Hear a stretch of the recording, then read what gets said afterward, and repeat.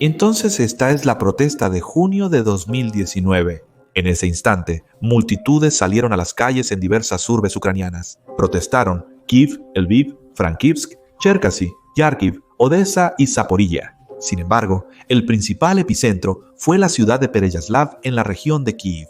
Los activistas encendieron bengalas y detonaron petardos. Al final, la manifestación se convirtió en enfrentamientos con la policía. Durante la manifestación, los manifestantes coreaban «La policía mató a Kirilo Tlyabov». La policía mata, a Bakov lo encubre. La agresión hacia los agentes del orden no fue sin motivo. Esta es la historia del asesinato de un niño de 5 años llamado Kirilo Tlyabov. A plena luz del día, cuando el niño jugaba en una calle tranquila, cerca de la casa donde vivía con sus padres, se escuchó un disparo. La bala le dio directamente en la cabeza, y quien disparó no fue otro que un policía borracho, que se divertía con sus amigos disparando armas. La tragedia ocurrió el 31 de mayo de 2019, alrededor de las 15:30. La abuela de Kirilo, Oleksandra Tlyabova, contó que los niños solían jugar en la calle durante el día. Es una zona residencial, privada, con pocos autos y un parque infantil cercano. Los padres tienen buena visibilidad y dejan salir a los niños al patio con tranquilidad. Aquí los niños andan en bicicletas y juegan. Siempre jugaban fútbol cerca de nosotros. Él estaba sentado aquí, de espaldas a la cerca. El mayor se encontraba a unos metros de él. Él estaba sentado, un niño estaba sentado enfrente y otro estaba aquí jugando. La mujer habla de Artyom, el mayor de 8 años. Los niños estaban ocupados en sus actividades. De repente, Artyom escuchó un sonido fuerte y extraño. Un disparo y luego cayó y empezó a sangrarle la frente. ¿Escuchaste el disparo, verdad? Él cayó y entonces le hizo 3 balas. Cuando los chicos notaron que Kirilo estaba herido, corrieron con sus padres. Al inicio, nadie entendía qué había sucedido. Creyeron que el niño se tropezó y golpeó la cabeza contra el asfalto, lo que explicaba la sangre. Después de todo, los niños no vieron a nadie disparar un arma cerca. La madre de Kirilo llamó a la ambulancia, pero con cada minuto el niño se ponía peor y peor. Entonces decidió no esperar a la ambulancia y llevó a su hijo al hospital en su propio auto. A las 3:55 ya estaban en la sala de emergencias del hospital de Pereyaslav. Los médicos locales pasaron horas tratando de determinar qué le había sucedido exactamente al niño. Sin embargo, no pudieron entender que se trataba de una herida de bala. Los padres tampoco pudieron ayudar, ya que no estaban en la calle cerca del niño cuando ocurrió la tragedia. En ese momento, a Kirilo se le diagnosticó un traumatismo cráneoencefálico grave, contusión cerebral, hematoma intracerebral y fractura del hueso temporal. Posteriormente, Kirilo fue trasladado a cuidados intensivos en estado extremadamente grave. El niño entró en coma. Al evaluar la situación crítica, llamaron a un neurocirujano de Kiev para que ayudara. Él ya pudo determinar la causa de la lesión, una herida de bala. Luego llevaron al niño en una ambulancia de cuidados intensivos al Centro de Neurocirugía Pediátrica de Kiev y lo operaron. A un niño de 5 años le retiraron parte del cráneo para sacar los fragmentos de hueso y ver exactamente dónde estaba la bala. Según los protocolos, como se trata de una herida de combate, cuando hay una herida penetrante en la cabeza con daño a la estructura cerebral, se realiza la resección máxima. Lamentablemente, se retira la mitad del cráneo para que el cerebro tenga espacio para hincharse. En el Centro de Neurocirugía Pediátrica, nunca antes se habían enfrentado a un caso así, cuando un niño de 5 años sufrió una herida de bala en la cabeza. Por eso, los especialistas del centro invitaron a médicos ucranianos que habían tratado y operado a militares para una consulta. En la junta médica, los doctores concluyeron que no se podía extraer la bala del cerebro del niño. En ese punto, casi no había esperanzas de que Kirilo sobreviviera. La extracción de la bala es un trauma adicional para el cerebro. El pronóstico es extremadamente grave. Acordamos el tratamiento, veremos qué pasa. Los médicos conectaron al niño al respirador artificial y las funciones del sistema cardiovascular se mantenían con medicamentos. La abuela de Kirilo imploró al neurocirujano salvar a su nieto. Le rogué, aunque quede discapacitado, solo sálvenlo. Me quedaré toda la vida al lado de mi hijo. Y él dijo, usted no entiende, eso es todo. Después de que se supo que la causa de la herida del niño fue un disparo de arma de fuego, La policía intervino. Los agentes de la ley llegaron para inspeccionar el lugar de los hechos, con el fin de establecer qué sucedió, quién disparó, desde dónde y por qué. Resultó que no vinieron en vano, aunque ya eran las 3 de la mañana. Cerca del lugar donde Kirilo jugaba con sus amigos, los investigadores encontraron 3 botellas, una de las cuales estaba rota. Un poco más allá, vasos de plástico y placas de metal instaladas en la colina. Todo estaba lleno de marcas de disparos. Cerca había 2 casquillos de rifle de pequeño calibre tirados en el suelo. La casa cerca de la cual encontraron los casquillos pertenecía a la esposa de un policía que trabajaba en Pereyaslav, Volodymyr Petrovets, en ese entonces sargento mayor de la policía de Pereyaslav. Sin embargo, ni el hombre ni su esposa fueron encontrados en la casa por los agentes de la ley. Los encontraron solo al amanecer en otro distrito de la ciudad, cerca del café Velochka. Es un local de comida rápida local. Por un lado, parece un kiosco donde entregan los pedidos por la ventanilla. Sin embargo, por otro lado, es un café donde por la noche ponen mesas de plástico afuera para que los clientes simplemente puedan beber. Petrovets, su esposa y su colega, el inspector de la policía acuática, Iván Prihodko, estaban ebrios. El entonces jefe interino del departamento de policía de Pereyaslav Kamenetsky, Andriy Medunitsia, les contó a los periodistas que Prihodko estaba tan borracho que simplemente no lo reconocía, aunque se conocían y se habían visto varias veces. Prihodko y Petrovets fueron detenidos esa misma mañana. Los enviaron al centro de detención preventiva, donde en teoría debían hacerse una prueba de alcoholemia, pero no se realizó. En ese instante lo explicaron diciendo que era sábado. Estaban ebrios, conscientes de haber hecho algo. Comenzaron a negar que hubieran atropellado a alguien. Especulaban que quizás se trataba de un accidente de tráfico. Les pregunté, ¿qué hicieron para que la gente se queje del ruido? Iván dice, pues disparé varias veces con la pistola de aire comprimido. Informé al fiscal, quien llamó a la Oficina Estatal de Investigaciones. Los hombres iniciaron a descansar y beber desde el viernes 31 de mayo. En ese instante estaban fuera de servicio y sin armas reglamentarias, pero aparentemente alguien portaba un arma personal. Digo alguien porque el arma nunca se encontró. Además de esos 2 policías, había otros 2 en la casa. Su amigo en común, el civil Dmytro Krivoshey, y el hijo de 16 años de Petrovets, Stanislav. Alrededor de la 1 de la tarde, el grupo optó por practicar tiro al blanco y comenzaron los preparativos para ello. Colocaron los blancos frente a unos arbustos. No es una zona fuera de la ciudad, es decir, detrás de los arbustos hay casas habitadas. Es una calle donde pasan adultos y juegan niños. Los disparos iniciaron alrededor de las 3:30. Krivoshey disparó 3 veces y Prihodko 2. Kirila fue herido a las 3:36. La bala que disparó uno de los hombres voló casi 50 metros y chocó contra una piedra en la colina. Después de rebotar, cambió su trayectoria 6 grados y, tras volar unos 30 metros más, le dio al niño en la cabeza. ¿El grupo que disparó lo entendió? Es difícil asegurarlo. Ellos afirmaron que no lo entendieron. Después de disparar a voluntad, fueron a descansar, primero al río y luego a un café en la ciudad, donde la policía arrestó a algunos de ellos más tarde. Inicialmente, los investigadores clasificaron el caso como lesiones corporales graves intencionales. Sin embargo, el 3 de junio ocurrió algo que cambió radicalmente el curso del caso. Kirilo, de 5 años, murió sin haber recuperado la conciencia. Ahora se trataba de un asesinato.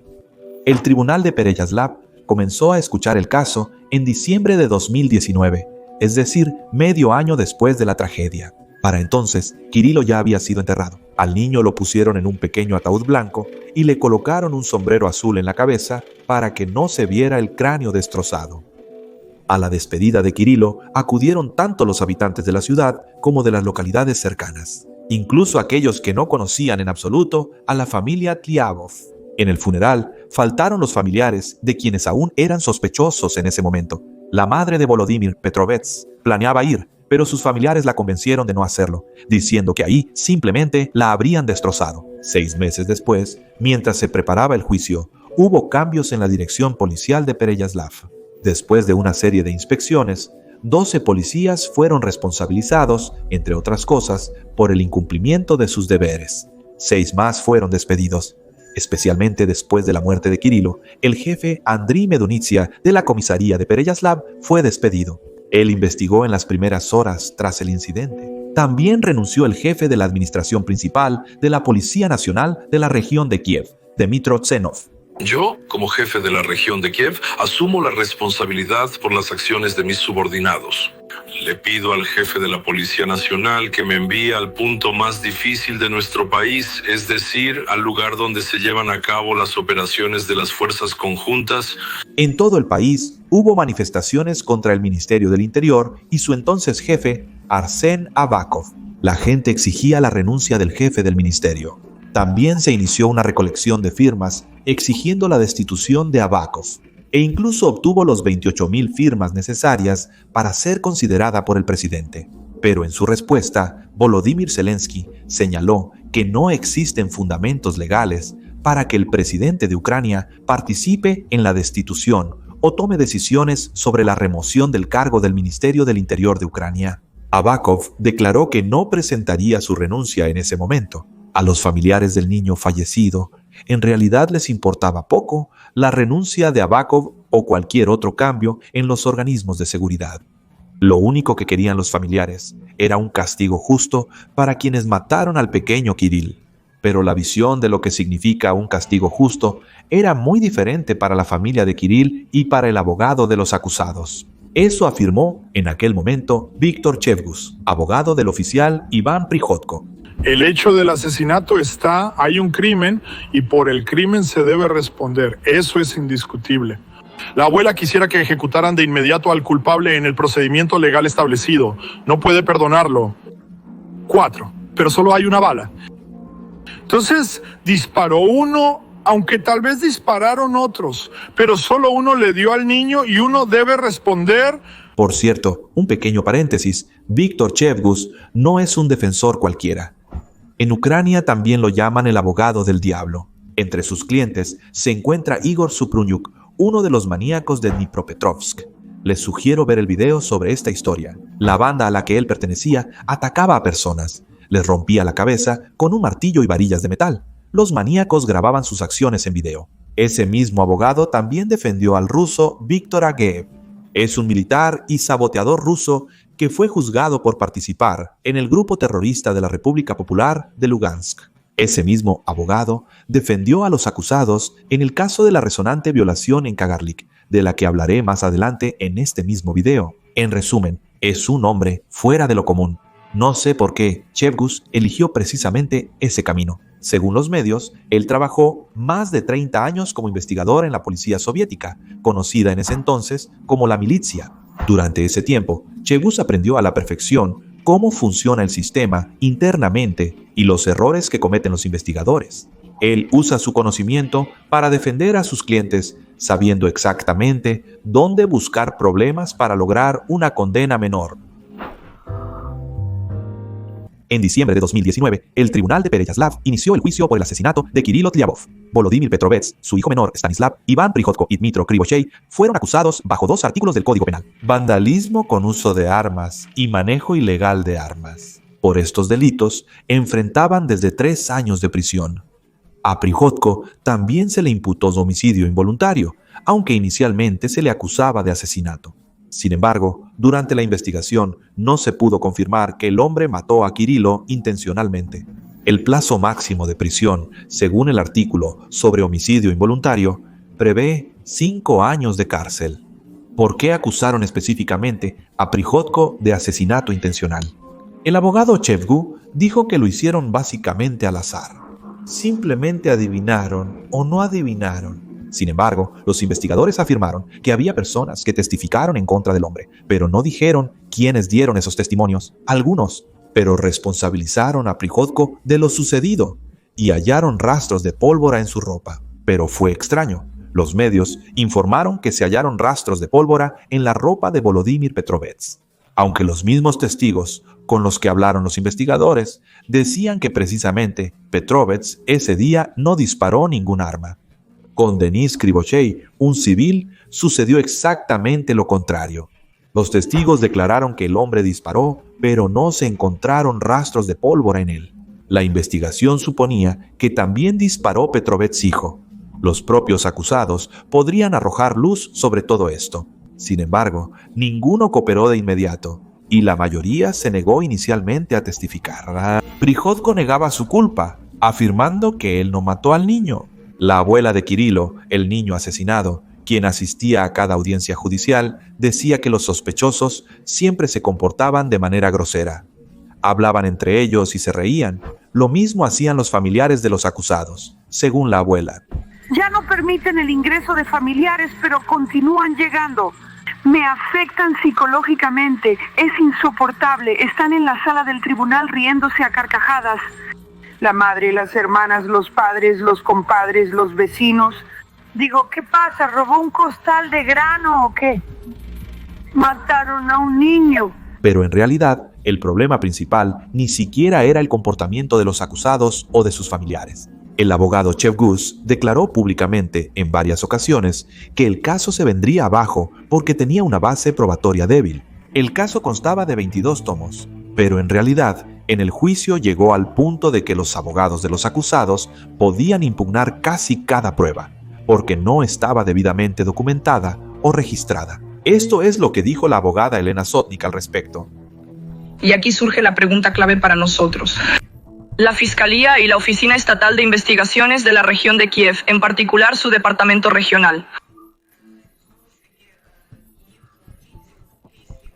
¿De qué manera formularon y prepararon los materiales del caso, que ahora casi cada prueba puede ser prácticamente anulada por la defensa debido a la actitud negligente de los investigadores hacia sus deberes o por la incorrecta documentación de ciertas acciones de investigación?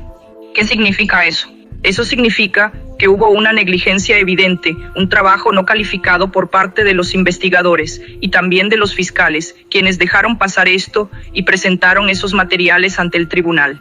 O bien, tenemos una estrategia previamente pensada para que estas pruebas fueran presentadas ante el tribunal en ese formato, para que luego la defensa pudiera tener la posición de excluir pruebas importantes del caso.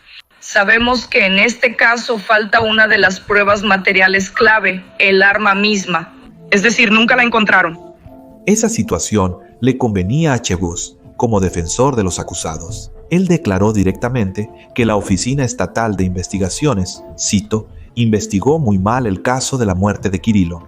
También ironizaba, diciendo que ahí contrataron a egresados de las facultades de música y tractores que llevan el nombre de Poplavsky. Según Chevgus, lo que ocurría con más frecuencia era que los testigos daban declaraciones, pero los investigadores no redactaban los protocolos, sino que grababan todo en video.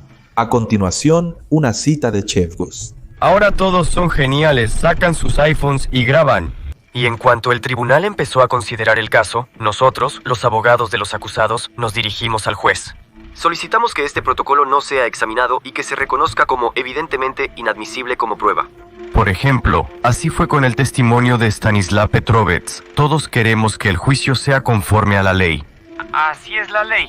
Los juicios por el asesinato de Kirill Tlyabov duraron 4 años. La sentencia se dictó el 25 de mayo de 2023. Dmytro Krivoshey y Stanislav Petrovets, quien era menor de edad en el momento de la tragedia, fueron absueltos por el tribunal. Volodymyr Petrovets fue declarado culpable de posesión ilegal de armas. De hecho, por la posesión de cartuchos que encontraron en su casa durante el allanamiento. El tribunal le impuso 4 años de prisión, pero lo sustituyó por una condena condicional de 2 años. También declararon culpable a Iván Prihodko de posesión ilegal de armas. Por esto, le impusieron 3 años de prisión. Pero también le dieron 4 años de prisión por homicidio involuntario. Pero al final, no tuvo que pasar 7 años tras las rejas, sino solo 4. En Ucrania, la condena total se calcula según el delito más grave. Pero eso no es todo. El tribunal contó el tiempo que pasó en el centro de detención preventiva como parte de la condena de prisión. Después de la sentencia, Iván Prihodko cumplió 6 meses en prisión. Además, según el fallo del tribunal, Prihodko debía pagar al Estado más de 135.000 grivnas. También tenía que pagar 1 millón de grivnas como compensación moral a los familiares de la víctima. A los padres de Kirilo, 800.000 grivnas, y a las abuelas, 200.000. Aunque la familia del niño y sus representantes solicitaron que se les cobrara a los policías Volodymyr Petrovets e Iván Prihodko 15 millones de grivnas a cada uno. Ninguno de los participantes del proceso estuvo de acuerdo con la sentencia del tribunal. ¿Dónde está la justicia? ¿Dónde está esa justicia? ¿Dónde están esos jueces justos? ¿Van a seguir bebiendo, festejando y burlándose de nosotros? Burlarse, no van a hacer nada mal. En marzo de 2024, hace muy poco, se llevó a cabo la primera audiencia del Tribunal de Apelaciones. La Fiscalía solicitó una pena más dura, mientras que los acusados exigieron la absolución. Por ejemplo, el abogado de Volodymyr Petrovets solicitó cerrar el caso debido a la supuesta ausencia de delito en las acciones de su defendido. A la pregunta del juez sobre cómo llegó el arma, con la que según la versión de la investigación dispararon los acusados, a manos de Petrovets respondió que la encontró cerca de la casa. Según dijo, los inquilinos que vivían ahí tal vez dejaron el arma. Petrovets afirmó que ellos tampoco colocaron los blancos. Cuando el grupo llegó a la casa, todo ya estaba colocado. Tal vez alguien más lo puso. Esa es una cita de ese hombre. El abogado Víctor Chevgus pidió que se absolviera a su defendido. Declaró que a Prihodko lo declararon culpable sin fundamento. Se desconoce de quién fue la bala que alcanzó la cabeza del niño de 5 años. El mismo Prihodko reiteró que no es culpable de la muerte del niño y dijo que ese día todos disparaban a los blancos. Cómo terminará la audiencia de apelación por ahora es desconocido. Los familiares de Kirill Tlyabov están a favor de que los 4 sean encarcelados. Pero antes de pasar a la siguiente historia, les voy a dar una estadística interesante, aunque sumamente lamentable. En Ucrania hay un Instituto de Investigaciones Sociales de Kharkov. Desde el año 2004 analiza el nivel de violencia y acciones ilegales en los órganos de seguridad. Según investigaciones de esta organización, desde 2016 la violencia policial ha ido en constante aumento. Al menos esas eran las conclusiones hasta el año 2021. Este caso de Kirill Tlyabov es una buena ilustración de lo que sucede todos los días en Ucrania. ¿Qué sucede todos los días? La policía puede abusar de su poder sin consecuencias legales, ya sea por casualidad o intencionalmente. La mayoría de ellos no serán castigados por eso, porque la impunidad es una forma oportuna de corrupción. Me ayudas, te ayudo, te cubro, me cubres. Por eso, un policía común sabe que tiene muchas posibilidades de quedar impune. Estas palabras describen bastante bien lo que sucedió en la comisaría de Kagarlik. Y de eso trata la siguiente historia.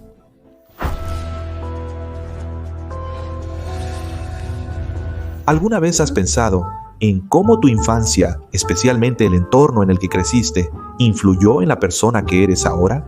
Escriban en los comentarios, me interesa leerlos porque yo lo he pensado más de una vez, especialmente sobre ese pequeño detalle de compararse con los demás. Mis padres siempre me recordaban que había niños más inteligentes y trabajadores que yo en todo momento. Y como resultó, eso tiene un enorme impacto en nuestra personalidad, es decir, en quienes terminamos siendo en la vida adulta. Ahora, por ejemplo, mucha gente simplemente se acostumbra a compararse con los demás, tanto que de hecho empiezan a perseguir metas ajenas ya en la adultez. O sea, intentando tener éxito como un colega del trabajo o comprar un coche como el del vecino. O, aunque suene gracioso para algunos, tener la misma cantidad de vistas en un video que otro bloguero. Cada quien tiene su propia meta, pero la idea es la misma. En cuanto logre eso, entonces por fin empezará la vida. Les adelanto, queridos, no va a comenzar. No se trata del estatus o bienes materiales, sino de nuestra confianza en nosotros mismos, una valoración adecuada y ser conscientes de nuestros verdaderos deseos. La confianza en uno mismo depende no tanto de factores externos, sino de aceptarse tal como eres. Sé que cuando vives de quincena en quincena, todo esto puede parecer solo un ejemplo. De verdad lo sé, pero quiero compartir mi experiencia. Mi nivel de confianza en mí mismo no cambió en absoluto, con un aumento significativo de ingresos. En estas imágenes se muestra la tienda donde comenzó la resonante historia de torturas y violaciones en la región de Kiev. Esta es una tienda de abarrotes común y antigua en el pequeño pueblo de Stavy, en el distrito de Obuchiv, en la región de Kiev.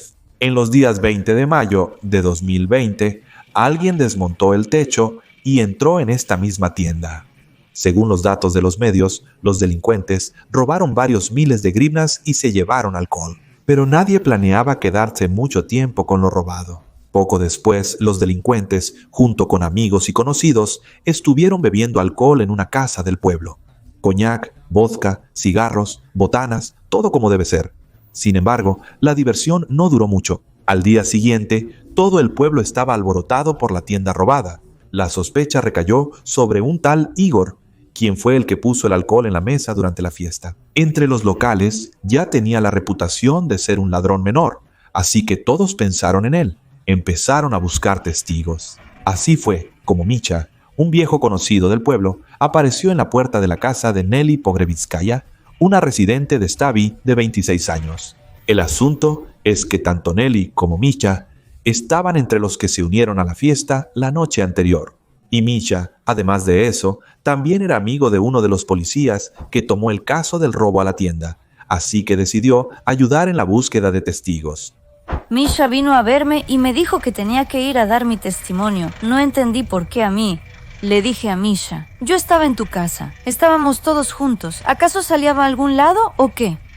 Estuve ahí todo el tiempo y él me dice, vamos, vas a dar tu testimonio.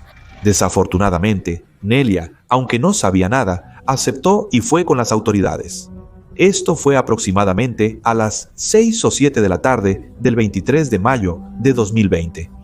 En ese momento, la mujer aún no sospechaba que pronto se encontraría en el epicentro de un verdadero infierno.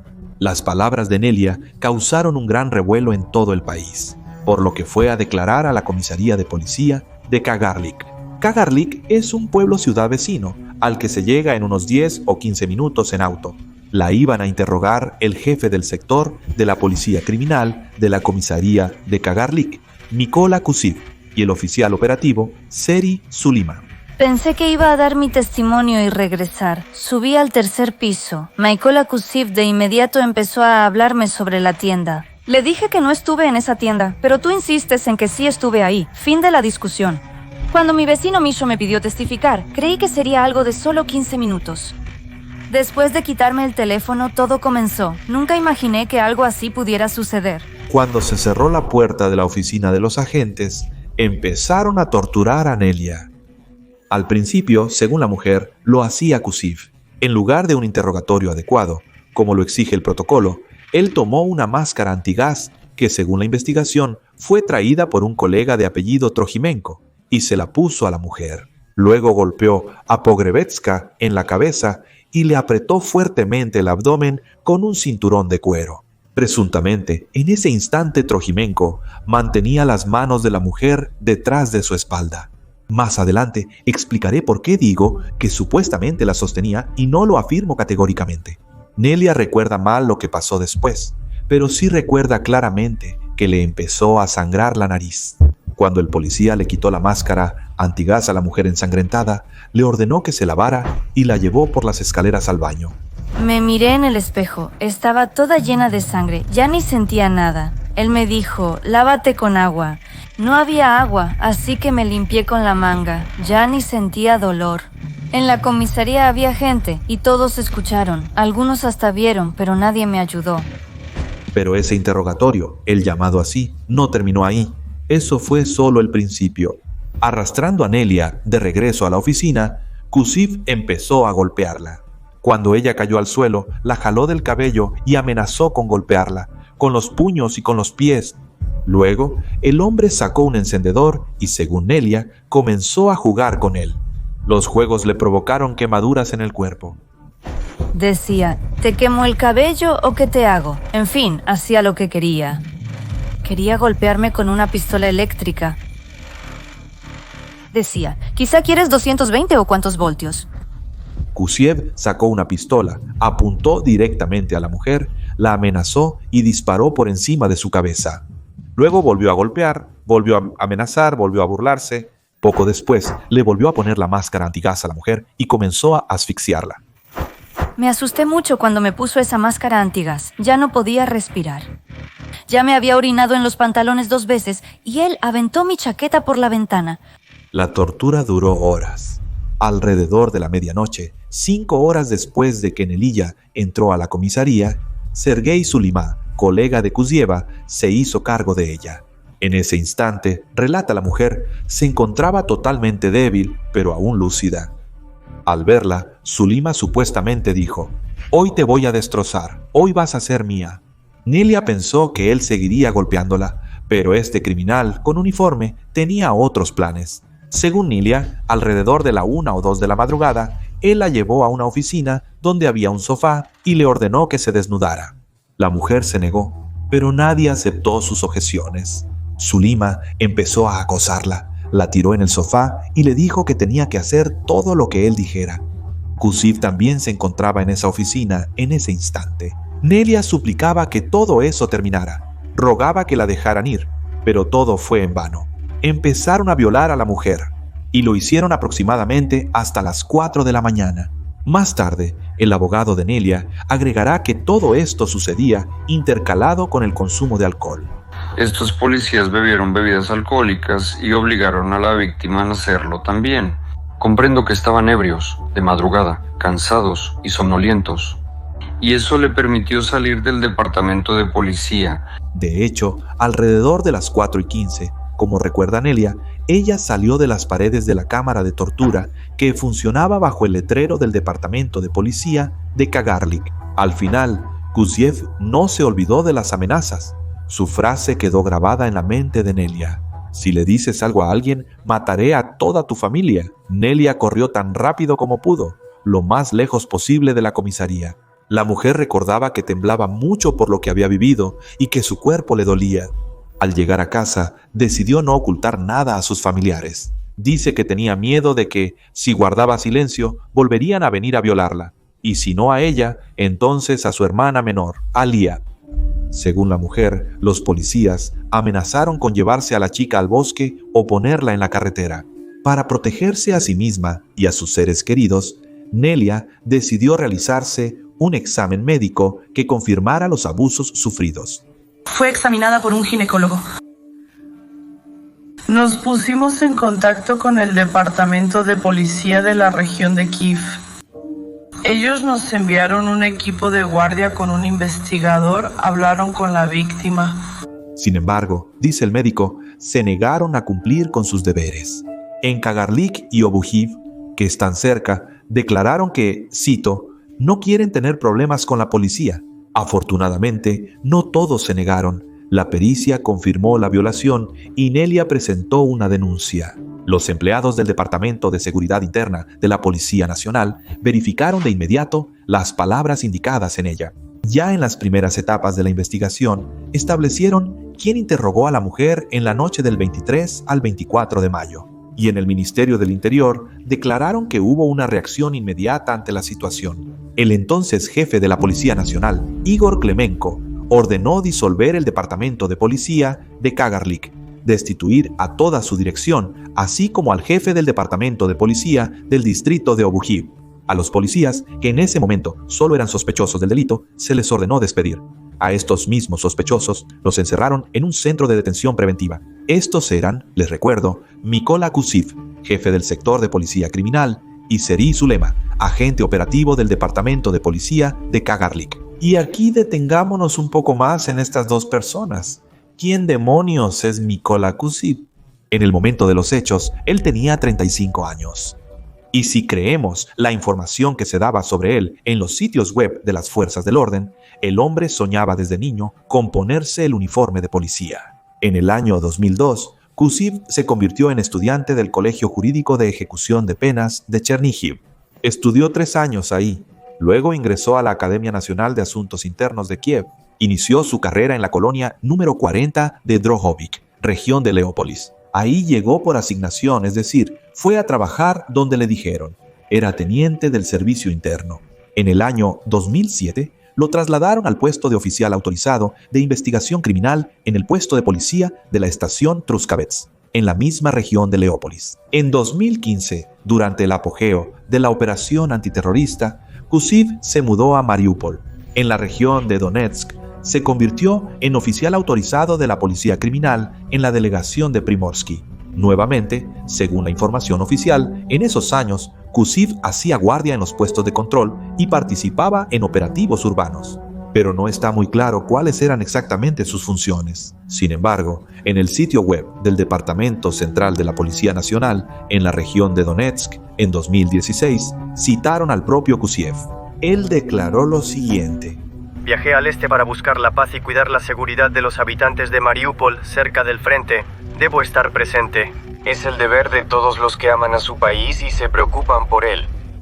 Sin embargo, no hay acciones heroicas en su biografía. Por lo que parece, él acercó la paz deteniendo a un ladrón de teléfonos en 2016. Y en 2017 respondió a los gritos de ayuda. Persiguió e incluso detuvo a un hombre que había robado una chaqueta. No fue de una persona en la calle. La chaqueta estaba en un maniquí, probablemente en un mercado. Cuando Kuzieva fue trasladado a la comisaría de Kagalik en la región de Kiev, tampoco se destacó de manera especial. El hombre cumplía con sus deberes de manera mediocre. Se sabe que tiene 2 hijos. En el 2020, cuando su padre ya estaba detenido preventivamente, el hijo mayor tenía 11 años y el menor 4. Antes de los eventos trágicos en Kagalik, Kuziv ya había tenido contacto con el sistema judicial ucraniano. Aunque fue en el marco de una demanda civil, el tribunal obligó a Kuziv a entregar 1/3 de su salario como pensión alimenticia a su esposa hasta que ambos hijos cumplieran 18 años. En resumen, es una biografía aburrida. ¿Se puede suponer por ella que este policía mediocre resultará ser un verdadero monstruo? Pues creo que no. Un hombre común, de poco más de 30 años. Igual que yo, sobre su colega Sergei Zulema hay aún menos información. Zulema, de 29 años y casado, comenzó a cometer atrocidades contra Nela cuando tenía poco dinero. Según la declaración, Zulema ganaba poco más de 13.000 grivnas mensuales. El entonces jefe de la policía de la región de Kiev, Andriy Nievitov, declaró que Kuziv y Zulema no hicieron nada significativo durante su servicio en los órganos de seguridad. Se trataba de que no resolvieron ningún delito de alto perfil y no detuvieron a ningún delincuente peligroso. No obstante, cuando la información del suceso se esparció por la ciudad, los conocidos y familiares de los policías defendieron a los agresores. Ellos aseguraban que ni Kuziv ni Zulema podrían haber hecho algo así. La esposa de Zulema, durante la investigación, expresaba en redes sociales su incredulidad sobre la capacidad de su esposo de cometer los delitos imputados. La mujer declaraba que se sentía orgullosa de él, que él era el mejor y que lo defendería hasta el final. Sin embargo, unos días después, por alguna razón, eliminó todas las fotos juntos. 7 meses antes de los hechos, Zulema tuvo un hijo. La madre del personaje aseguraba que no creía en la culpa de su hijo Sergei, diciéndole a los medios que él era el mejor para ella. Y también aseguraba que lo que decían de él simplemente nadie lo creería. Todo eso es una trampa y una mentira, recalcaba la mujer. Los seguidores de Kuziv afirmaban que todo era difamación y nada más. Y en general, Nelly, como decían en ese entonces, era una mujer de reputación dudosa. Por ejemplo, estas son las palabras de la vecina de Kuziv. Una persona así no puede hacer algo malo. Conozco a una señora de allá, hablé con ella y me dijo que esa mujer tenía mala conducta y que ellos hicieron algo, dice, eso no está bien. El abogado de Mykola Kuzieva, al inicio del caso, también dijo en comentarios a los medios que las palabras de la víctima eran pura invención. Yo pienso que es puro marketing. ¿Cómo se pueden decir esas cosas sin tener pruebas? Así, sin fundamento. Lamentablemente, el abogado no especificó cuál es exactamente la relación entre el marketing y el hecho de que todos estén hablando de que te torturaron y violaron. Nelia no ganó nada con esto, porque la gente defendía a los policías, incluso les tenían lástima, pero a Nelia no. Da lástima por esos muchachos que actuaron así, o si les pasó algo como haya sido, nadie sabe exactamente cómo fue. Esos agentes del orden venían por aquí. Por alguna razón no me creo que ellos realmente necesiten eso. Además son muchachos jóvenes. En realidad, el comportamiento decente o indecente de Nelia no tiene relevancia alguna. ¿Quién establece los límites de lo que se considera decente? Aparentemente, para alguien, grabar este video en camiseta en lugar de camisa es comportarme de manera indecente. ¿Qué carajos? Gracias por el like y comentario en este video. En segundo lugar, incluso si a alguien le parece que el comportamiento de una persona es indecente porque no coincide con sus propias ideas personales sobre la decencia, eso no le da derecho a torturar o violar a esa persona. No debería ser así. Si vamos a hablar de qué tipo de persona es Nelia, aquí hay algunos hechos de fuentes abiertas. Se sabe que la mujer se divorció de su esposo. Los lugareños afirmaban que los celos constantes desintegraron a la familia. Nelia quedó embarazada de su esposo y, durante los terribles acontecimientos del año 20, criaba sola a su hija de 5 años con parálisis cerebral infantil. El jefe del pueblo, que básicamente conoce a todos los habitantes de la pequeña aldea que dirige, decía que Nelia era una mujer común. Según los registros del Consejo del Pueblo, no es una familia disfuncional, sino una familia rural típica. Ella cría a su hija y además a una hija con discapacidad. Recientemente le hicieron una operación. Los pobladores colaboraron, la mamá no recibió quejas y me comentaron que es una madre ejemplar. Y la niña está bien cuidada, cumple con todos los requisitos que exige la guardería. Mientras duraba la investigación, Pogrebitska enfrentó no solo el juicio de la gente. La mujer también vivía con miedo constante por su vida y la de sus seres queridos. La abogada de la víctima, Olena Sotnik, declaró abiertamente que después de presentar la denuncia recibió amenazas. Ella y su familia tienen miedo por su vida y seguridad.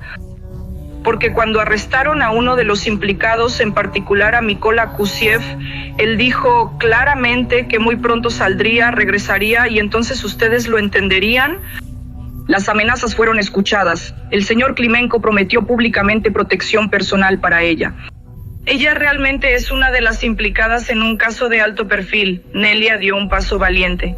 Ella presentó una denuncia por la comisión de un delito. Esto es muy difícil.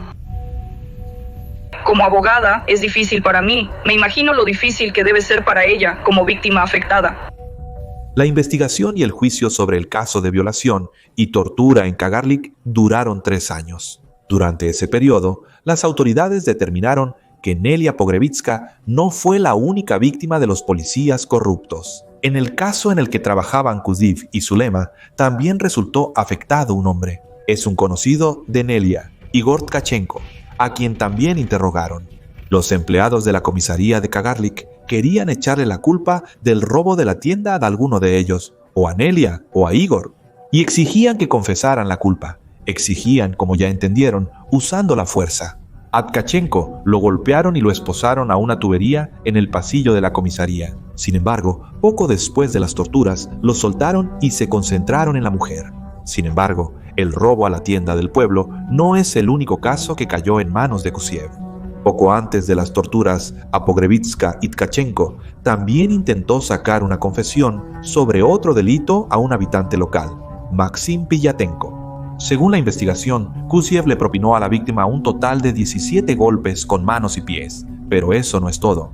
Las autoridades establecieron que ya en enero de 2020, Kusiev y sus subordinados torturaron a otros 2 hombres locales, Mykola Kusiev y Seri Zulema, así como el agente operativo Yaroslav Levandiuk. Supuestamente querían resolver crímenes relacionados con robos y drogas. El 9 de enero irrumpieron en una construcción inacabada donde vivían Oleksandr Tkach y Oleksandr Salí. En cuanto Kusiev, Zulema y Levandiuk entraron al lugar, inmediatamente rociaron gas lacrimógeno en los ojos de Tkach y Salí.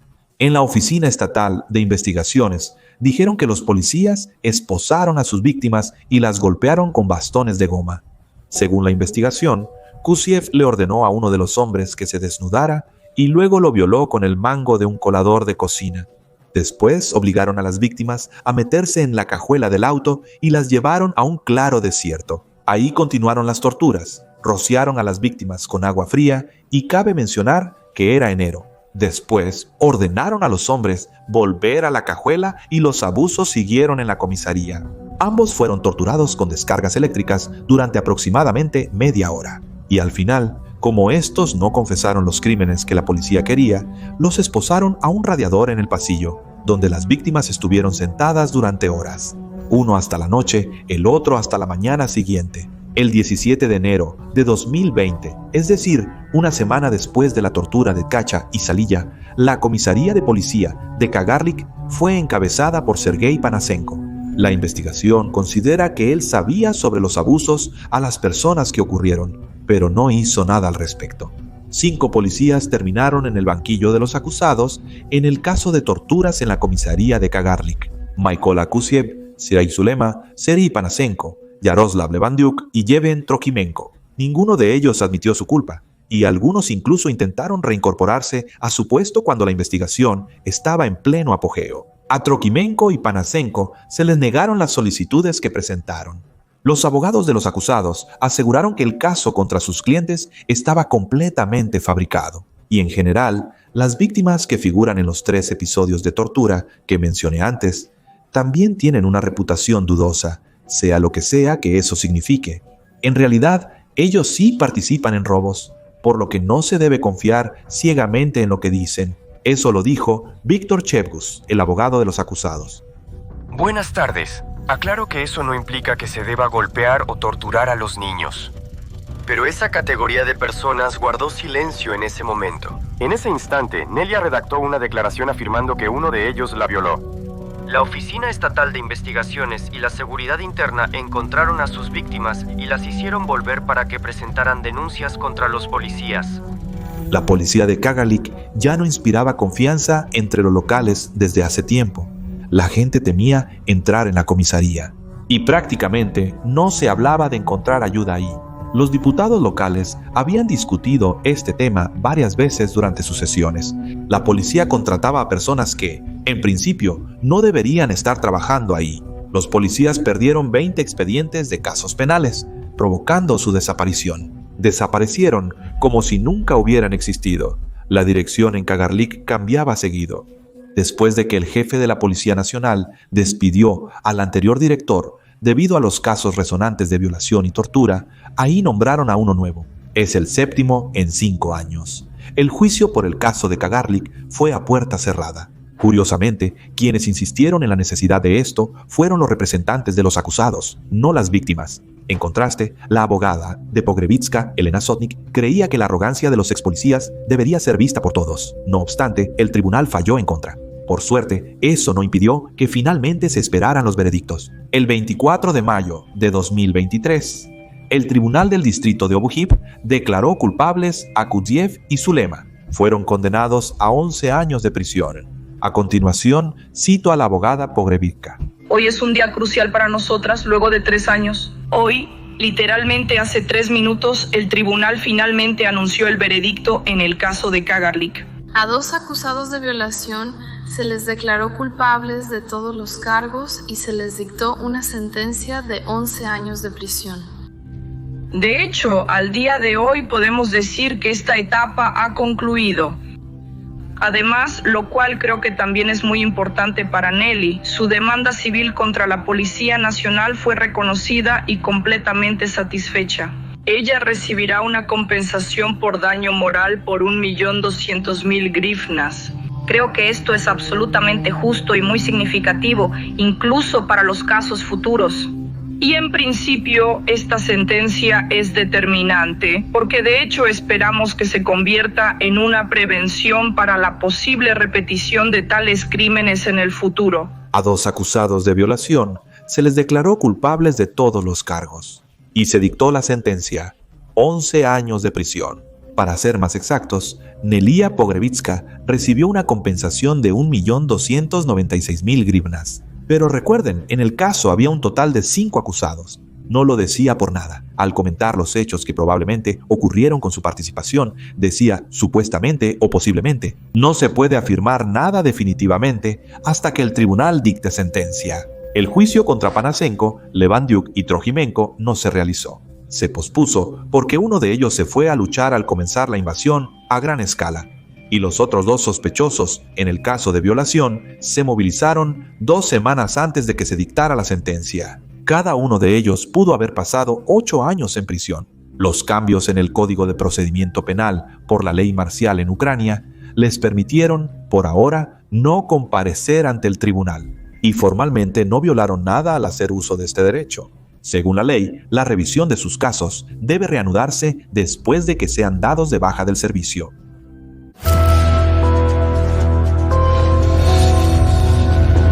Este asesino en serie aterrorizó la región de Kiev por años. Durante el tiempo que estuvo actuando en la región, cientos de mujeres fueron robadas, violadas y asesinadas. El asesino confesó haber cometido 206 asesinatos. Y no es otro que Yuri Kuzmenko, también conocido como Elvis, el maníaco de Vasilkiv. O Shatun. Antes de convertirse en una bestia que prácticamente no controla su sed de violencia, Yuri Kuzmenko era un hombre común. Vivía en unión libre, criaba a su hijastro, aunque tenía otros 2 hijos de una esposa anterior. Trabajaba como carpintero. De pocas palabras y reservado, no era adinerado, pero tampoco pasaba necesidades. Casi no tomaba alcohol. ¿El señor tenía pecados en el pasado? Sí. En el año 2002, Kuzmenko atacó a mujeres en el jardín botánico de Kiev y luego las robó. Sin embargo, hay datos que indican que él ya hacía esto incluso antes de 1999. Simplemente fue hasta el año 2002 cuando llamó la atención de la policía. Kuzmenko pasó un año detenido por sus fechorías, pero fue liberado antes de tiempo. El hombre se comportaba bien y reparaba muebles gratuitamente para los directivos de la prisión, ya que era carpintero. Volveremos a hablar de su profesión más adelante, pero esa es una de las versiones. Según otra versión, Kuzmenko fue encarcelado por violar a una niña, aunque el desenlace es igual. Lo liberaron antes de lo previsto, porque probablemente los servicios de un carpintero eran demasiado caros en los años 2000, al menos para los empleados de las instituciones penitenciarias.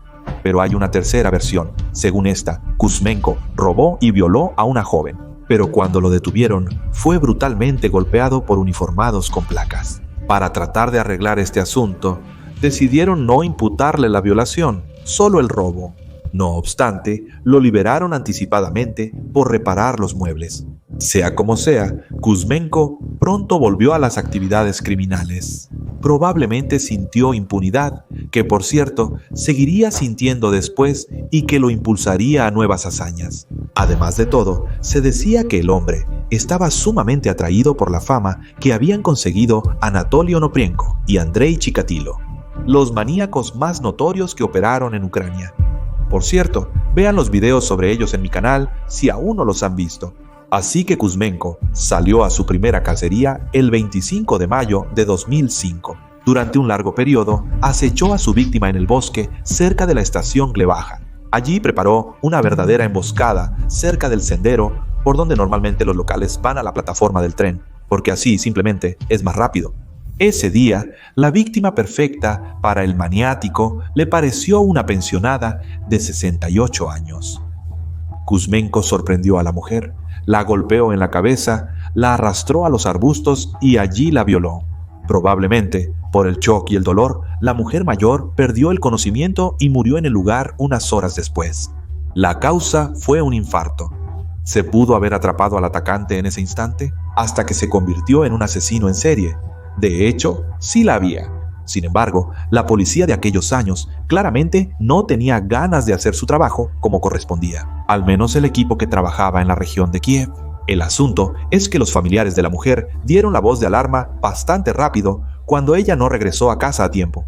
Presentaron una denuncia ante las autoridades, pero los agentes de policía en Vasilkiv no buscaron a la anciana. Así que los familiares comenzaron la búsqueda por su cuenta, y fueron precisamente los seres queridos quienes encontraron el cuerpo. El cuerpo no tenía ropa, pero ni siquiera eso motivó a las autoridades a actuar de alguna manera. Simplemente se negaron a abrir un caso de asesinato y declararon que la mujer se sintió mal por el calor. Según ellos, ella misma se desvistió, se desmayó y murió. Entonces, al darse cuenta de que el caso se había cerrado y que nadie venía por él, Kuzmenko volvió a cazar. La siguiente víctima fue una estudiante de 20 años. Ella regresaba de Kiev a su hogar en Trostinka, un pueblo en el distrito de Vasilkiv, región de Kiev.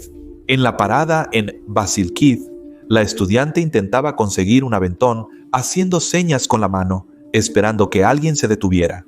Para su gran pesar, un auto sí se detuvo. Así es como lo que sucedió después fue descrito por el propio Yuri Kuzmenko. Me detuve. Ella preguntó, ¿me puede llevar hasta Trostinka? Se subió y nos fuimos. Íbamos hacia la curva. Le dije, necesito entrar ahí para recoger algo. Ella no tuvo problema. Entré al aeródromo. Me detuve y le dije, quítate la ropa. Luego le pregunté, ¿vas a guardar silencio? Ella dijo, ¿qué? Le contaré a todos lo que pasó. La agarré y la estrangulé. Más tarde, Kuzmenko dirá que fue en ese momento cuando se dio cuenta de que le gustaba. Cuando la estrangulé, sentí algo que me hizo darme cuenta de que eso era lo que estaba buscando. El asesinato sucedió el 19 de junio de 2006. El cadáver de la estudiante no fue hallado enseguida. Ya se había descompuesto para cuando lo encontró el hombre que cortaba el pasto en ese lugar. Incluso hay versiones de que el cuerpo fue literalmente triturado por la podadora, pero no hay confirmaciones al 100% de esto. De cualquier manera, en ese entonces la policía no hizo nada.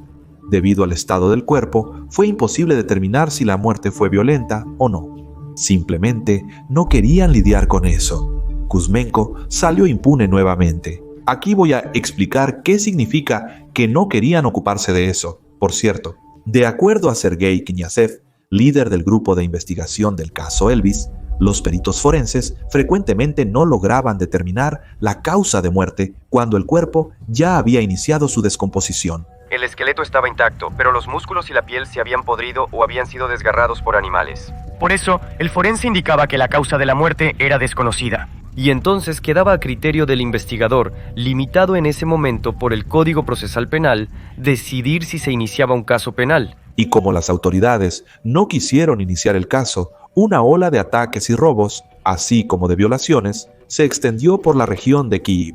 Algunos episodios criminales resultaron en la muerte de las víctimas, mientras que en otros las mujeres sobrevivieron. Sin embargo, no todas acudieron a la policía. Algunas sentían vergüenza, otras temían ser juzgadas. Aquellas que acudían no recibían la ayuda adecuada. Sus denuncias podían no ser registradas. Esto fue confirmado por Sergei Kniazev, líder del grupo de investigación del caso. Hubo varios casos vergonzosos en los que una mujer denunciaba violencia sexual y robo. El robo por parte de los agentes de policía no se investigó. Y como la víctima se negaba a hablar sobre el delito sexual, el caso se archivaba por falta de interés de la parte afectada. Aunque Ruslan Sushko, ex investigador principal de casos especialmente importantes de la Dirección Principal de Investigación del Ministerio del Interior de Ucrania, quien se ocupó del caso Kuzmenko, describe la actividad de los agentes de la ley de la región de Kiev de manera más concisa y menos suave. A la pregunta de por qué la policía se negaba a abrir causas penales, Sushko respondió: ¿Porque son unos degenerados? Antes pensaba que era una deformación profesional, pero luego entendí que así nacen, todo les da igual. El criminal victimizó a chicas jóvenes, la menor de solo 14 años. Entre sus víctimas también había mujeres mayores y en ocasiones atacaba literalmente a abuelitas. La víctima de mayor edad tenía casi 90 años y él la violó. Kuzmenko siempre salía de cacería bien vestido. Se ponía una media en la cabeza para que no lo reconocieran y guantes en las manos. Temía que las víctimas recordaran sus manos, ya que el hombre era carpintero y tenía una cicatriz arañada. Dada esa previsión, sorprendía que nunca usara condón, pero de alguna manera ni siquiera intentaba ocultar sus rastros biológicos después de la eyaculación, que ocurría durante la violación. No mutilaba los cuerpos de las víctimas. En la mayoría de los casos, su ropa estaba cuidadosamente doblada cerca del lugar del crimen. Una mujer que logró sobrevivir guardó durante años su ropa interior con rastros de esperma del violador. Ella esperaba que algún día esa prenda se convirtiera en prueba en el caso contra su agresor. No obstante, no fue a la policía por años. Pese a todo, no deseaba figurar en el caso. Por mucho que la policía de la región de Kiev ignorara los asesinatos, eso no podía durar para siempre. En Basilkiv, lugar de origen de algunas víctimas, aumentaba el descontento. Aunque las autoridades ignoraron el problema, la gente hablaba de ello entre sí. En 2007, Vasil Pascal, jefe del Departamento de Investigación Criminal del Ministerio del Interior de Ucrania, sugirió que un asesino serial operaba en el distrito de Vasilkiv, región de Kiev. Un nuevo grupo de investigadores, incluyendo a Sushko, fue enviado a la región de Kiev. Sin embargo, surgió un problema. Tras la labor de los agentes previos, nadie deseaba comunicarse con los nuevos. La gente estaba tan enojada con estos agentes de la ley por la cantidad de crímenes ocultos, violaciones, robos y demás que descubrimos. Ahí ocurrían cosas espantosas. Lo que pasó ahí fue terrible. Y la cantidad de personas robadas y violadas es realmente espantosa. La mayoría de la gente no quería hablar con nosotros porque entendemos que en una zona rural una mujer violada, y más aún si está casada y si su esposo es un tractorista y borracho o algo así, entendemos que esa mentalidad no le permite a la mujer contar o difundir esa información. Teníamos que decirlo y así sucesivamente. Y algunos ya habían acudido antes, pero no salió nada bueno de eso, cerraron todos los casos y así sucesivamente. La gente es mala. A mis investigadores les dispararon con una escopeta, les soltaron perros y los golpearon. Pero las suposiciones sobre un asesino serial realmente tenían fundamento. ¿Recuerdan que les dije que Kuzmenko nunca usaba condón? Pues bien, en los cuerpos de 3 víctimas que ya habían aparecido, mientras las autoridades seguían pensando cómo ocultar el gato en la bolsa, los forenses encontraron biomateriales que pertenecían al mismo hombre. Pero aparte de esos rastros, no había nada más. ¿Qué sabíamos? Bueno, ¿qué teníamos? Teníamos un perfil de ácido desoxirribonucleico, teníamos información de que el crimen lo cometió, bueno, obviamente un hombre, una persona de sexo masculino con grupo sanguíneo 2, factor RH positivo, eso es todo. Casi todas las víctimas decían que Elvis no tenía ningún olor, ni a cigarrillos, ni a alcohol, ni a perfume, ni a sudor. Por un lado, esto indicaba una vez más su meticulosidad y pulcritud, pero por otro lado, no se trataba de pulcritud ya que atacaba a mujeres al azar. En una ocasión, la víctima del delincuente fue una abuela de 86 años que no cuidaba mucho su higiene personal. Los forenses que examinaron el cuerpo determinaron esto. Kuzmenko, una vez más, violaba a las mujeres sin preservativo. Las contradicciones y la falta de información básica estancaban la investigación, pero el maniático seguía activo. En el año 2007, Nina Kornieva, de 69 años, bajó del tren en la estación Malyutyanka. Ella trabajaba como directora en un jardín de niños en la ciudad de Vishneve. La mujer normalmente tomaba el atajo a casa a través del bosque, pero esta vez, tan pronto como llegó a un lugar alejado de miradas ajenas, la atacaron. El agresor golpeó a la mujer en la espalda, luego le ordenó desnudarse y la violó. Después de eso, la mató. Además, el atacante robó a la víctima su teléfono, 400 grivnas y $50. Kuzmenko siempre cazaba a sus víctimas en lugares solitarios. Eran sitios próximos a carreteras, vías férreas, barrancos y casas de campo, donde no transitan personas constantemente. El tiempo pasaba, las mujeres morían y la investigación no tenía resultados. La tragedia de todos estos casos es que nunca atrapas al maniático en la primera, segunda o tercera víctima. Hay que esperar hasta que haya muchas víctimas. ¿Entiendes? En eso realmente está la tragedia. Bueno, Kuzmenko aseguró muchas víctimas. Se puede decir que, literalmente, cooperó con la investigación. Desafortunadamente, en la peor forma. En la foto está una de las víctimas del maniático que logró sobrevivir. Ella no se atrevió a hablar abiertamente con los periodistas. Solicitó ocultar su rostro y cambiar su voz. Y prácticamente tampoco le contó a sus familiares sobre el horror que vivió. Solo a su hija después de varios años. Optó por no contarle a su marido, ya que desconocía cómo respondería a lo que diría. Nunca voy a olvidar ese día. Lo recuerdo y hasta el día que muera lo seguiré recordando. Nunca lo conté, solo después de 10 años se lo conté a mi hija. Solo volteó la cabeza así. Aquí de inmediato hay un guante de trabajo así. Me agarró del cuello y del cabello. Le pregunté qué quería de mí. Él dijo lo que quería. Bueno, primero, dice, quítate los aretes. Hablaba en ruso, quítate los aretes. Me quito los aretes y él hace eso. Me agarró esta mano, me sostiene fuerte del cabello, así que mi cabeza va hacia allá. Me estoy quitando los aretes, me quito todo lo que tenía puesto y se lo doy a él. Y le ruego, por favor, suéltame. No le diré a nadie, ni siquiera lo estoy viendo. Él sale delante de mí con esa media negra, así cara a cara, y me dice, camina despacio hacia el bosque. Chúpalo. Yo le digo, no sé cómo, soy una mujer adulta, nunca he hecho esto. Le digo, no sé cómo. Él dice, entonces ámame. Svitlana se arrodilló y le suplicó que no la lastimara y la dejara ir. Ella cree que eso le salvó la vida. Tras lo ocurrido, la mujer tuvo que ir al psiquiatra. Su estado emocional era extremadamente grave. Sí, probablemente unos 6 meses. Se estaba tratando, tomaba neurolépticos y psicotrópicos, lo tomaba todo, porque no dormía, no comía, sentía su olor, percibía su aroma. La mujer no podía describir exactamente qué tipo de olor era.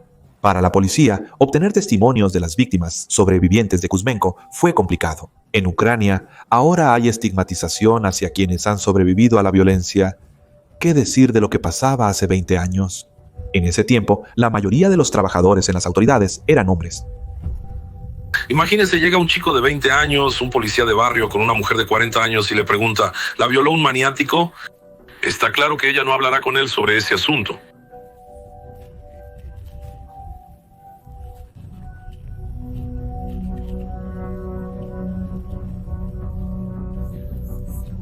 La desaprobación hacia la mujer se siente en el matrimonio, la familia, el vecindario y el trabajo. Es un gran problema social y doméstico. Kniaziev, líder del grupo de investigación, ejemplificó que entre las víctimas del asesino estaba la esposa de un empleado del Servicio de Seguridad de Ucrania. Ella encontró fuerzas para compartir lo que vivió con su esposo, pero él no pudo testificar en su lugar. La mujer debía hacerlo en persona. Le tomó meses convencer a su esposa. Ella habló solo cuando su esposo se lo pidió. Amor, te amaré igual, solo cuéntame todo como fue. Para hacer hablar a las víctimas, los agentes y psicólogos lanzaron una operación especial bajo el nombre en clave Las Tías. El entonces coronel de la policía y candidato en ciencias psicológicas, Yuri Irgin, contó más detalles sobre ella. Entre los psicólogos de la policía, eligieron especialmente a mujeres, como por ejemplo mi esposa. Ella, al igual que yo, es coronel y psicóloga y participó. Nuestras mujeres se armaron con vinos, coñacs y fueron a conversar con las víctimas. Con las víctimas se comunicaban sin ningún protocolo. Trataban de sentarse y hablar, como se dice, de corazón a corazón. En ese ambiente, algunas víctimas se sentían más cómodas abriéndose con Kuzmenko, pero aún así los detalles eran escasos. El único rasgo mencionado por todos era su cuerpo hermoso, con una figura comparada a la de Apolo. Y muy firme al tacto, pero ese es un rasgo puramente femenino, algo que una mujer puede recordar. Las víctimas decían que era alto y tenía brazos fuertes. Una de las testigos agregó que el delincuente se parecía al cantante Elvis Presley cuando vio la foto del famoso intérprete en el periódico. Después de eso, empezaron a llamarlo Elvis, aunque Sergei Kniazev lo negó en una entrevista con periodistas. Debido a esa descripción, las autoridades siguieron una pista equivocada al principio. Ellos creían que el atacante podía ser un deportista, suponían que era militar e incluso pensaron que el asesino trabajaba en la policía. Después de todo, tanto la buena condición física como la casi total ausencia de huellas en la escena del crimen indicaban que el delincuente sabía lo que hacía. Sushko incluso decidió crear otro grupo secreto de investigación para comprobar esta versión. Seleccionó a 10 investigadores para el grupo a quienes se les daba desinformación. Si el delincuente realmente fuera un infiltrado con uniforme, así se le podría identificar. Sin embargo, esto no dio resultados, lo cual fue bueno, ya que probablemente esa persona no trabajara en la policía. Por otro lado, eso fue malo, porque el experimento no dio nuevas pistas, y el señor Elvis, también conocido como Kuzmenko, siguió atacando. Curiosamente, no todas las mujeres percibieron la experiencia como un trauma inequívoco, ni al asesino como un mal absoluto. Hubo algunas a quienes Kuzmenko impresionó de manera positiva. Así resultó ser la señora Irina, quien no solo sobrevivió después de encontrarse con el maniático, sino que incluso buscó maneras de verlo de nuevo después de eso. Al momento del incidente, ella tenía 18 años.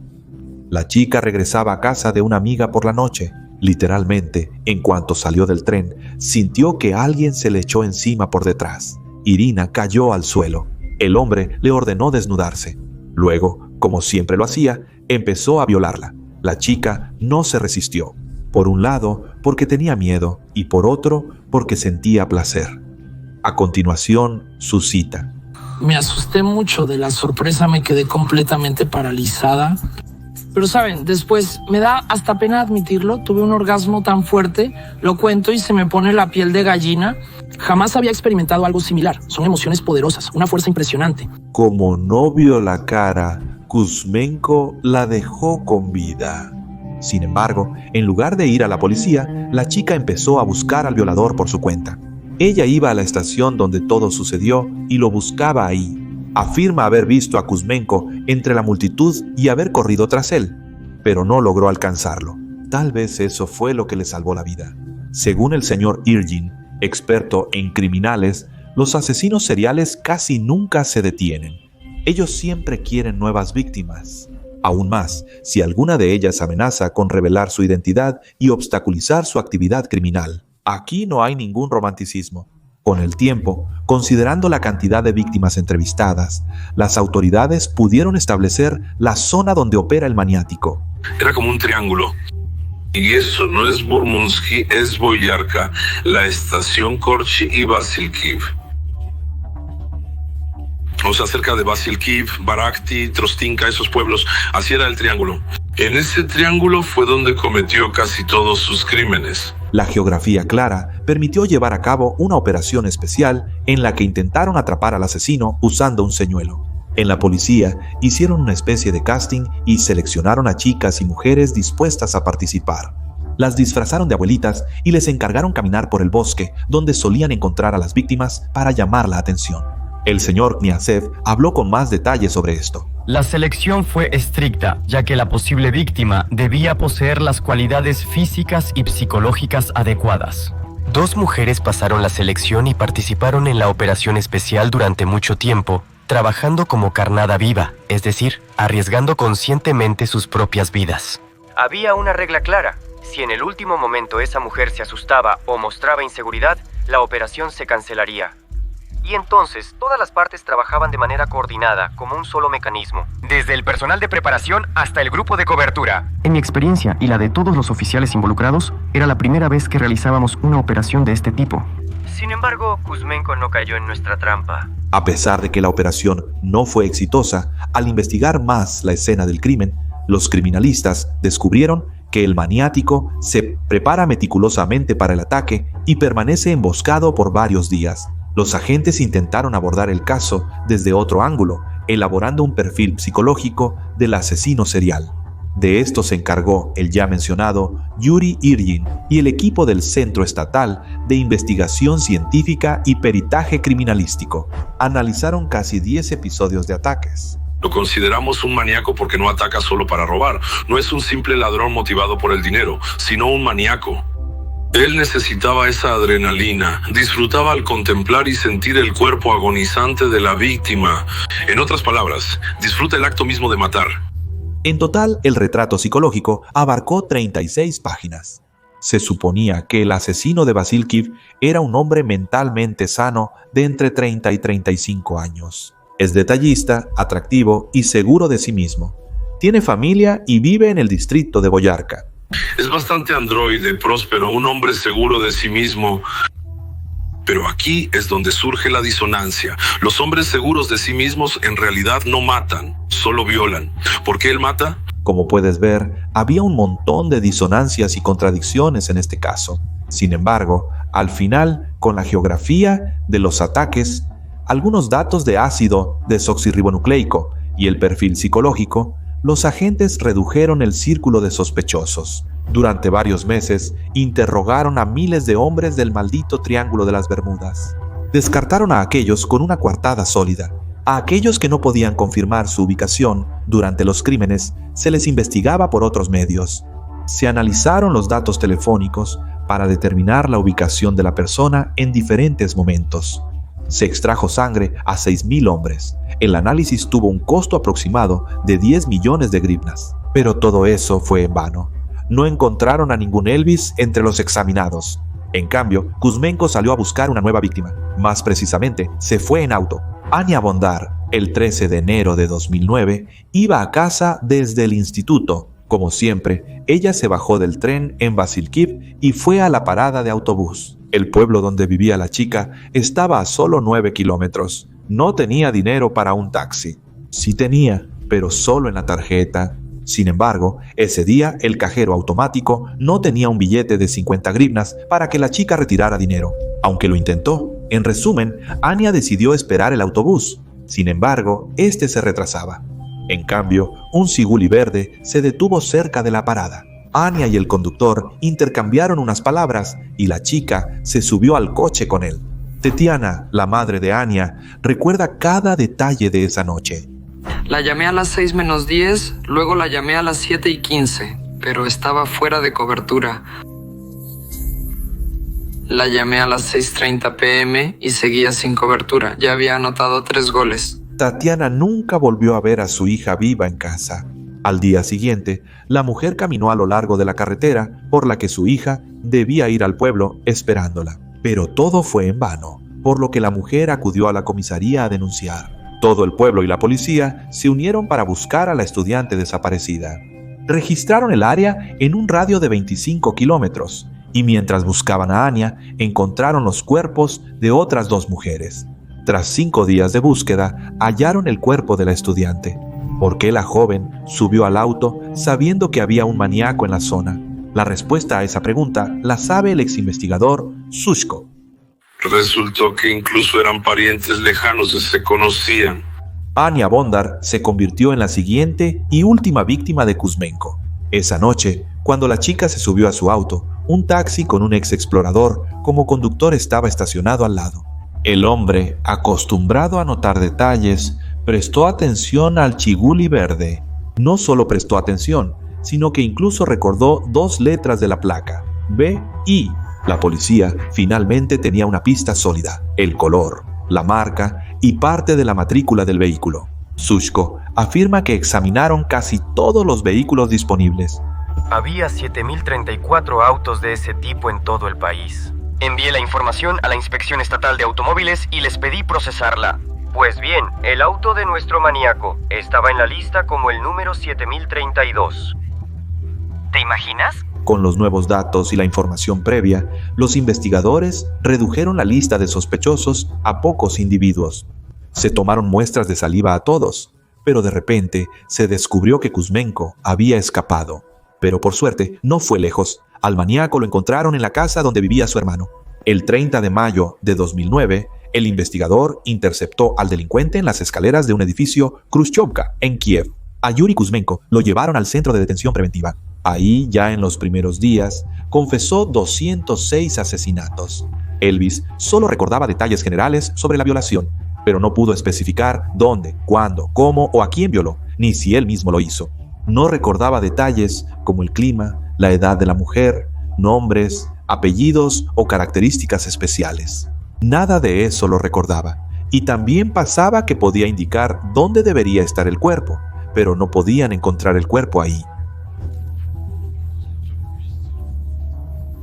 Aquí, en este lugar, ataqué a una mujer de unos 45 años. Esto pudo haber pasado si el cuerpo se descompuso y era imposible identificarlo. Los servicios recogían el esqueleto y lo enterraban en el lugar destinado para personas no identificadas, como los indigentes. Irgin pasaba mucho tiempo a solas con Elvis. El experto indicó que el perfil psicológico que había creado coincidía casi totalmente con la personalidad de Kuzmenko.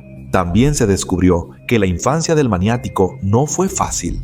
El padre de Kuzmenko era un alcohólico abusivo que golpeaba a su amada madre. Además, Irgin descubrió algo más. Él sentía placer por la sumisión de la víctima, por la posibilidad de controlar. Él no lo acepta. No acepta sustitutos, es decir, la masturbación en todas sus formas. Él no acepta el sexo protegido con condón ni el sexo con otros géneros. Es curioso que los familiares de Elvis, hasta el final, no creían que el hombre pudiera hacer cosas tan horribles. Su esposa sospechaba que a Kuzmenko le sacaron la confesión a la fuerza, porque supuestamente vio en las fotos que publicaban en los periódicos de esa época moretones en su rostro y cabello, parte del cual se había vuelto canoso. Sushko, el abogado de Elvis, afirmaba que nadie agredió al maníaco. Al contrario, hablaron con él, porque con personajes así, si quieres saber algo, tienes que hablar. Aún mejor es escuchar. El hijastro de Kuzmenko dijo a los periodistas que su padrastro lo quiere a él y a su madre, y que de ninguna manera podría haber matado a alguien. Él es una persona maravillosa. No creo que él haya matado a alguien. Yura ni siquiera lastimaría a una mosca. Solíamos pescar juntos con frecuencia. Le encantaba contarme cómo sirvió en las tropas aerotransportadas. Sin embargo, las palabras de los familiares tuvieron poco impacto en la investigación y el proceso judicial. Transcurrieron 2 años desde la detención de Kuzmenko hasta su juicio. Todas las audiencias se llevaron a cabo a puerta cerrada, ya que el caso contenía muchos detalles de carácter sexual. La sentencia al asesino serial de la región de Kiev, Elvis, se dictó el 25 de mayo de 2011. Por 13 asesinatos comprobados, un intento de asesinato, decenas de violaciones, robos y asaltos. Por todo eso le dieron cadena perpetua. En el juicio, Kuzmenko se mostró inexpresivo, tal como lo hizo durante la investigación. Respondió brevemente, reservado y tranquilo, sin mucho interés. Mencionó que sabía que lo atraparían en cualquier momento. La noche anterior se despidió de sus seres queridos, admitiendo que no comprendía por qué no lo habían atrapado de inmediato. Expresó que una detención más temprana habría resultado en menos víctimas. Ruslan Sushko, quien interrogó a Kuzmenko en persona, recuerda que él le agradeció. Yuri me mira y agradece. ¿Por qué lo hace?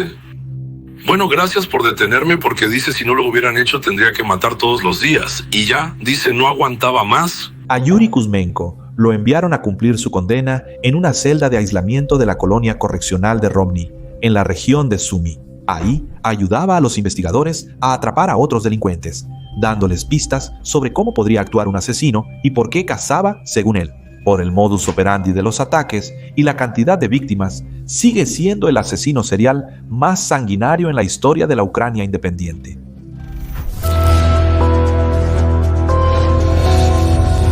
Hasta el 2019, Mykola Tishchenko era conocido principalmente como restaurantero y showman. Los canales de televisión competían para que su rostro apareciera precisamente en sus transmisiones y no en las de la competencia. Novi Canal y STV ofrecían honorarios considerables para que Tishchenko trabajara con ellos. Los ratings de programas como MasterChef y Revisor seguían por las nubes y no sentía nada. Sin embargo, en 2019, Tishchenko decidió cambiar del negocio y la televisión a la política. También hay información de que Tishchenko, en 1998, estuvo involucrado en un asesinato que ocurrió en el Café Frank en la calle Konstantinivska, cuando durante una pelea golpeó hasta la muerte a un cliente.